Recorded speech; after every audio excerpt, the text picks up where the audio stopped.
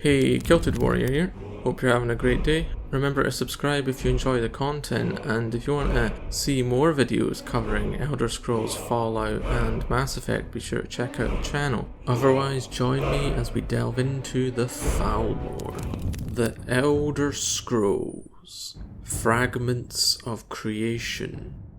They have foretold the future, the coming of heroes who define the ages. They foresee calamity, millennia in the making. They have a story to tell of the multitude of actions of gods and mortals alike. To understand Tamriel, Mundus, we need to journey through the ages and tell the story of the Elder Scrolls.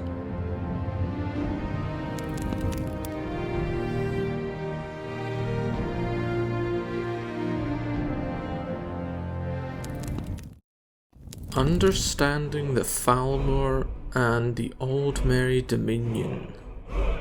The Aldmeri Dominion and the Thalmor are synonymous to most, yet they are not one and the same. For the Dominion is a term for the confederacy of Alinor's Altmer and Valenwood's Bosmer, and usually also bring in the Khajiit of Elsewhere as part of a larger confederacy, in which each part has nominal control over their own affairs, but look to the Monarch of Alinor for direction, while the Thalmor, they're a bit more complex, as I will illustrate going forward. Simply put, the Dominion is like a state that acts much like a union or a confederation in our own world, while the Thalmor are a political, economic, intelligence and military-based faction that exists within Alinor, and the Dominion more akin to a bureaucratic elite based on shared joint interests and the goals they have been given by the monarch, but over time are akin to a political party and need not own a state to exist. So this is an idea of sort of what they will become. Yet in the case of the first Dominion in particular, you'd be forgiven for thinking them to be indistinguishable from the state, as servants of the state. Yet to understand the Thalmor in Skyrim, and furthermore in Elder Scrolls 6 going forward, it is necessary to understand the Thalmor in the Second Era, and how it changed to become the Thalmor we know, and in doing so we can reasonably deduce their intentions, their unifying objectives or lack of them in the next title, and gain a better understanding of the reasons and the form of their inclusion in Skyrim. So please join me as we delve into the abyss that is the insidious nature of the Thalmor and what role they might play in Elder Scrolls 6. The role of the Thalmor, from servants to masters. When understanding the Thalmor as a group, it is essential to understand what they were originally and how they changed into the Thalmor we are accustomed to, as in the Second Era we see a different kind of Thalmor that show elements of the future shift to a more insidious model of leadership in the Third Aldmeri Dominion. So within the First Dominion under Queen Irene, we see two parts to this bureaucratic grouping, in that of the Fist of the Thalmor and the Divine Prosecution. With the Fist, we have what is more a militarized arm that mixes espionage focused on foreign affairs and in war, as well as a special forces element that either guide conventional Aldmeri military units or act independently with objectives that are of the utmost importance to the Queen. As we see with Valenwood, they work to assist the Sylvanar, the Green Lady and the Bosmeri King with the problems they are facing. They are in effect the on-the-ground problem solvers, while the Divine Prosecution, which largely works within Somerset or Alinor proper to dispense justice and protect the Altmer from within. Hence, they are more akin to a homeland security or Ministry of the Interior, it is through them that we get the idea of the Justiciars, as they give players in ESO Somerset quests complete that involve the security of Somerset. Hence, you have two groupings or agencies, as we might call them, that answer to the Queen and function as bureaucratic entities whose purpose is the security of Aldmeri, both at home and abroad, and seek to defend their interests. Sometimes they deal with issues of the utmost importance to Dominion, sometimes the mundane as effective port authorities. That said, they do not have the explicit xenophobic or supremacist leanings of the later Thalmor. However, there are outliers you can see at this point, who see their Aldmeri and Khajiit allies as inferior, and seek not cooperation but dominance over their affairs, and treat them as lesser beings. This helm is actually from our own collection, but one of our Bosmer allies stole it, and then returned it in exchange for a song. While some simply have an air of cultural superiority about them, going as far as to call the Aldmeri ways barbaric in comparison. Again, these are not the majority of the Thalmor at this point, as they are following Queen Irene's example as guiding hands of the Dominion, but not overlords, and the Thalmor are not a state at large, but the servants of it at this point. However, we must explore why the change occurs and how we end up in the Fourth Era by charting the Aldmeri Dominion's decline and how it reacted to the rise in dominance of humanity. What happened after the Tower of Crystal like Law fell was a daze. It was as if my mind simply stopped. Instinct took over, as my every thought sank into the black abyss of despair. Time lost all meaning, and to this day, I know not how long I was in this state. Eventually, a conscious thought managed to break through my fugue. The Daedric horde had vanished, gone as suddenly as they had come. Before my numbed mind could comprehend the tumult that consumed my beloved Somerset Isle, before I could formulate the question, how, they were there, dripping honeyed poison in our ears. The Thalmor. They were the ones that saved us, they claimed, working deep and subtle magics. It was their efforts, their sacrifices that delivered the Aldmeri from extinction. The rising threat. The Thalmor and the Third Dominion.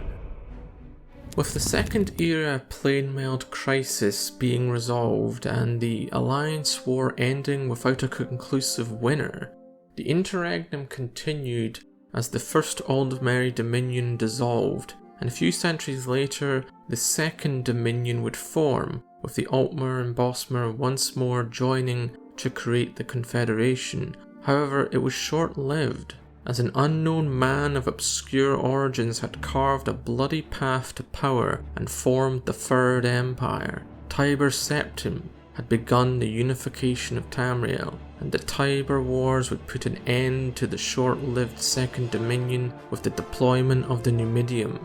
Understanding the humiliation this was is important for understanding the new Thalmor's ideology that was forming, as prior the Thalmor under the First Dominion had not suffered the loss of their islands to humanity's power, as prior empires under Alessia, Raymond and Akaviri Potentate had never taken Alinor, Somerset. Yet for 4 centuries of Septim rule, the serene home of the Aldmeri had suffered human occupation as they saw it. Of course, many Aldmeri found great benefit in the Empire, and those else would pay homage to the Empire while maintaining much of their customs and culture, but some held a simmering resentment, and they would become the Thalmor of the Third Era and into the Fourth. This is noted in The Rising Threat, which, and other than their comments on the Red Year, which are completely false, it is a good source, and I would recommend it, as it has an Aldmeri attempting to warn the wider empire of the Thalmor who were gradually taking over Alinor's administration with great consequences in the future. He notes that the Thalmor take advantage of the worst moments of insecurity and make claims as saviors when they are clearly not, such as at the end of the Oblivion Crisis, in particular with the fall of the Crystal Tower's defense against the Daedra, but also the Khajiit with the crisis involving the moons. They also exiled or killed Aldmeri that questioned their claims, particularly academics and mages, such as the legendary mage seer Renandor the Bold, and finally they wait for moments of weakness to strike, leveraging intelligence, spies, and a small but effective strike force, or forces that were used in the takeover of Valenwood, for example. Nevertheless, with the Septim lineage ended and the Empire fracturing in the aftermath of the Oblivion Crisis, the Thalmor would go on to make their first big play and would usurp both Alinor and then Valenwood from Imperial control, but then also gaining 2 vassal states in Elsewhere as the old Elsewhere Confederacy was dissolved. The Thalmor also helped drive the Argonian uprising, with the Ansalil breaking away much of Argonia and invading Morrowind that had just suffered the Red Year catastrophe. Yet the Argonians resisted the Thalmor's attempts to influence them and preferred to focus on isolation and internal conflicts. As for Morrowind, the resilient Dunmer, with a second wind driven by House Redrun, were able to stabilise and reset much of the border with the Argonians, though losing some territory and having to shift from a slave economy following the uprising and liberation in the wake of the Argonian advance. So the Empire had been stunned in the start of the 4th era, but Titusmede I was able to keep the remaining Empire together, and with the human-dominated provinces was also able to normalise relations with Morrowind and deny the Dominion a backdoor into the Northern Empire. So the Thalmor paused for over a century with moderate success before they would make another great play. Contrary to the posturing of the Empire's generals, the Thalmor did not command greater numbers. They had better spies and greater mobility and knew how to best use them. This is the menace that the Thalmor represent. They are cruel and merciless, but they are no fools. They are devious and subtle and so very patient. The threat realized. The Great War and its consequences. During the reign of Titusmede II, 30th of Frostfall, 4th era 171, the Aldmeri Dominion gives the Mede Empire an ultimatum it cannot accept, and the Great War begins shortly after. The war would drag on for 4 years, with the Empire being taken by surprise early on and seemingly facing complete collapse as the Imperial City falls into Dominion hands, while Hammerfell is isolated and faces the encroachment of Dominion forces. However, the Redguard and the legions within Hammerfell stop the Dominion at Skaven and forces the Dominion into a costly retreat, while the Emperor regathered his forces in Skyrim and pushed south for the legendary Battle of the Red Ring after a Thalmor attempt to summon a Daedric host in the Imperial City had been foiled. Following that, with the Empire victorious but exhausted, in time it has to accept the infamous White Gold Concordat that notably banned Talos worship and sought to cede Hammerfell. That was a brief outline of some of the key events of that Great War. Though the war itself is interesting, it is not as interesting as the reasons for it and the likely strategy behind it, as well as the ultimate goal of the Thalmor. That being, in my Return to Shore video, I highlighted the importance of the towers that dot Tamriel, which most seem to be creations of the Aedra before the Malefic era, with the Crystal Tower being created on the Somerset Isles by the Aldmeri, supposedly. Those towers are crucial, in my mind, to the plans of at least some of the Thalmor leadership. However, I want to stress most Thalmor. The bureaucrats, officials and agents that we have seen in Skyrim will have their own ideas of what the actual goals of the Thalmor are. Some of them probably don't even care, and most will not be clued in on the most elite Thalmor's intentions, and even some of them might be in the dark as to the true plan involving the towers. Nevertheless, the Great War was ultimately a failure for the Thalmor's grand plan to seemingly remake the world or undo creation with the towers, as pay attention to what they were asking for with the ultimatum. They wanted Hammerfell, as it seemed they wanted a springboard to take the Adamantine Tower, which arguably is the most important of all the towers, being where the gods met to discuss creation. Thus with Hammerfell they could then access the Iliac Bay where the tower is located. The other part of the ultimatum that is important is obviously the removal of Talos from the equation, which I've discussed both in Return to Shore and also in my Origins of Talos video, as he is a distinctly human god and thus a threat to their plans. So for the average Altmer serving the Dominion and the average Thalmor agent, they think they are probably creating a new malefic era, where they are going to set the record straight and restore the lost glory of the Direni and the Aelids' rule of Cyrodiil, as well as the Snow Elves in Skyrim. However, for Bethesda, this as the end goal would be unsuitable for a main game villain. Their villains have more grandiose and even planar wide plans in mind with implications for the gods. Hence the Thalmor Endgame must be bigger. And what is more impactful than trying to unmake the world, to unmake Nirn, which to the most extreme Thalmor is an insult to their lineage that traces all the way back to Aetherius. Lorkhan's plan was a mistake to them, sacrilege. Their very existence as mortals offends them. They are arrogant with delusions of becoming immortal spirits once more, yet in doing so they might destroy themselves and even kill the Aedra to do it, for they are linked to Nirn and creation in a manner that seemingly has made them technically mortal, at least compared to the Daedric princes. Yet the question then becomes, in classic Elder Scrolls fashion, is there an invisible hand that has pushed the Thalmor to this mad endeavour, and if so, who?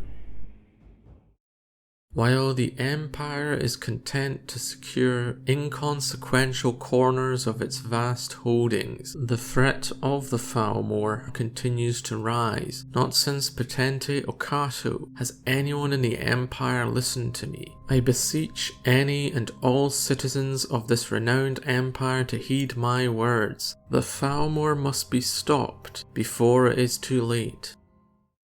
The Thalmor Endgame. Pawns or masters of fate. So what of the invisible hand? Well, there are a few options for Bethesda, and there are many theories out there, but I will ponder a few here. 3 possibilities that I will talk about, though obviously there are more I could mention, but I will restrain myself. The first possibility is that there is an Aldmer, not Altmer involved, or even an Elnathe or Et Ada, who has lived long before the Malefic era, lived through the conflict between the gods, and on a personal level seeks to undo this world they see as a mistake, and has taken the actions of Lorkhan very personally. It is possible that a being so old would have the knowledge of the towers, knows their role, and even witnessed their creation by the gods. Perhaps they even knew the Aedra personally. To me, this would be a very interesting angle, as you could make their insight into the gods, creation, and what was lost to be quite sympathetic, though no less villainous, as with any among you who are aware of Dragon Age's lore will be quite familiar with this concept. The next, and probably most likely route, would be a Daedric Prince is involved, as Bethesda do love to include them in most games. In my opinion, the most likely candidate for this would be Hermaeus Mora, who might be seeking the secrets of creation for himself, and doesn't care if it ends the world as he does it. He may simply want a champion to find a way into the forbidden areas of the Adamantine Tower in Elder Scrolls 6. Whether that is a Thalmor agent or even a player character who's tricked. I'll leave it up to you which one that would be. Otherwise, any prince could simply use the Thalmor as part of their own machinations to take control of Mundus from the Aedra, whether killing them or simply disconnecting Nirn from Mundus. Either way would make some sense. That said, even though it is the most likely, as Bethesda does love including Daedra in main quests, whether as villains or patrons of heroes such as Azura in Morrowind, to me it would probably be the least interesting take. Finally, it is simply ploy by mortal Aldmeri within the Thalmor elite, seeking a means of godhood or some form of ascension for themselves, which they may feel is only possible through the towers, and like with the Mora argument, seek to acquire knowledge of the gods in their mad pursuit. The College of Winterhold questline hints at the most insidious part of the mortal nature that all Thalmor have, like anyone, with their hunger for power seen as Ancano attempts to harness the power of the Eye of Magnus. In that case, I could see the Psijic Order reappearing in Elder Scrolls 6, as they seem to want to keep powerful and even divine artifacts away from the Thalmor. Again, this is cliché power-hungry villain 101 for the Thalmor, but would serve the story and is certainly not out of character for the Thalmor we see in Skyrim.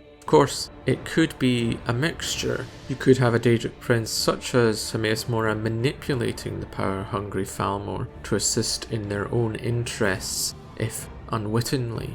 Regardless, the endgame of the Thalmor has to include the towers. Placing Elder Scrolls 6 in the Iliac Bay, which given the teasers seems certain, I mean it certainly looks like that area, and the fact that the Great War had the Thalmor seemingly beelining for the Adamantine Tower with one army and the White Gold Tower with another, I can't believe it's a coincidence. So for me, and this is my personal opinion of course, Elder Scrolls 6 will have the Adamantine Tower as the starting point or climax of the story, with the Thalmor making a play to gain access to it. A Daedric Prince may be involved on either side of the conflict, but more importantly, this threat will spurn the reforming shore into action following the events of Morrowind, and he will anoint a champion, a herald, who will defend the mortal plane from catastrophe, with it being revealed during the story that the Thalmor leadership includes either an ancient Aldmeri or an Et Ada, or Elnathe, as the true villain. Again, I know Bethesda well enough to know they will probably choose the most simplistic story available, but one can hope, I suppose. Be sure to give me your thoughts on how you think it will go down. As a threat rises, heroes will rise to challenge it. If the Thalmor are to be the villains of the next game, and will certainly be involved in some manner, then the gods require heroes to rise to challenge them. Next time I will start the process of discussing which factions may be involved in the story and how it will relate to the protagonist that we shall be playing. Though let me know what individuals or groups you would like to see in that game when we return to the Iliac Bay once more, that gave us the god Talos all those years ago. With that, I hope you enjoyed this video. Remember to subscribe if you enjoyed it, and remember to let me know your thoughts on the Thalmor and their role in Elder Scrolls 6. Otherwise, please have a great day and thanks for watching.